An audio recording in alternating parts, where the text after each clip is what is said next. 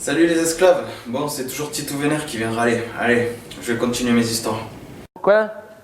Qu'est-ce qu'il y a? Mais ferme ta gueule, seul. Quand je bossais avec les raclures à la concession, dans l'atelier Vétus qui datait de la Première Guerre mondiale, je me suis toujours demandé si les locaux étaient vraiment aux normes ISO. Non.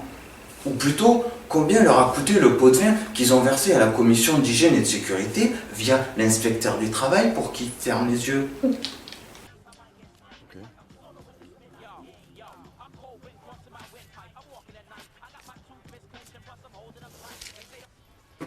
Il y avait vraiment une odeur bizarre dedans, ça puait l'arnaque à plein nez, hein, je te jure.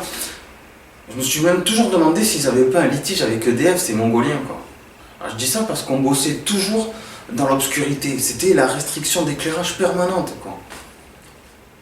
Chef, je peux avoir une lampe frontale ou une baladeuse d'appoint, s'il te plaît, j'y vois rien. Je sais qu'on n'a pas le droit d'allumer les lumières au plafond, mais quand même. Non. Il m'a répondu, t'en as pas besoin, que si tu vois pas, va chez l'ophtalmo. C'est pas avec la tête qu'il faut voir que c'est avec les yeux.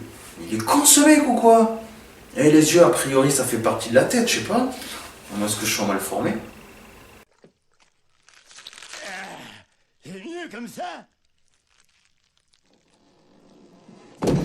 La lumière du jour à travers les hublots, ça te suffit pas, non? On y voit quand même mieux que dans le trou du cul d'un nègre, non?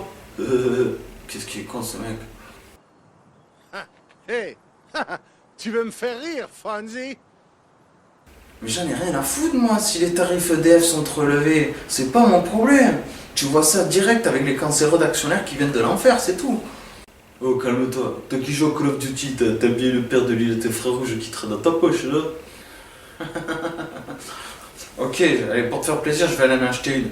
Mais d'abord, à boule de l'oseille à la fin du mois, parce que le peu que tu me donnes, je crois que je vais être obligé de les prendre à crédit sur 10 ans. Et puis c'est pas juste, notre hall d'exposition est toujours allumé alors qu'il n'y a personne dedans, quoi.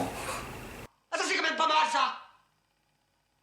Écoute, c'est normal si son constat va allumer les lumières, c'est pas pour attirer les moucherons, hein, comme tu pourrais le croire, c'est simplement pour nous faire de la pub, voilà, pour faire vivre l'entreprise. Quand les usagers de la route ils passent devant la concession, tu vois, ils voient que les lumières sont allumées, et n'oublie pas que ceux qui te font vivre, d'accord? Vivre c'est un grand mot, tu sais, moi je dirais plutôt survivre, ça me paraît plus approprié. Par contre, quant aux usagers de la route là, qui passent ici dans ce village à Mont-de-Marsan, après 22 h, il n'y a plus grand monde après le couvre-feu. Donc tu pourras leur dire de mettre un minuteur, ils feront des économies d'éclairage et ils préserveront aussi la couche d'ozone. Voilà. Il faut toujours que ça soit les derniers maillons de la chaîne qui trinquent, c'est terrible ça. Ça va peut-être changer un jour. Ah, il est temps. Il est temps.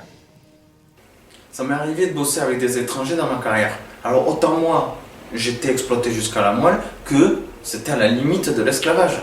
Surtout quand ils te leur promettaient un CDI, et puis ils te les foutaient dehors comme des malpropres les mecs. Hein. De toute façon c'est simple, que ce soit eux ou nous, quand on n'a plus besoin de toi, tu dégages. À leurs yeux, tu n'es qu'une bête de foire. Comme moi. Pour l'instant, tu leur es utile. Mais après, ils te chasseront comme un pestiféré, au nom de leur moralité et de leur éthique. La bonne blague.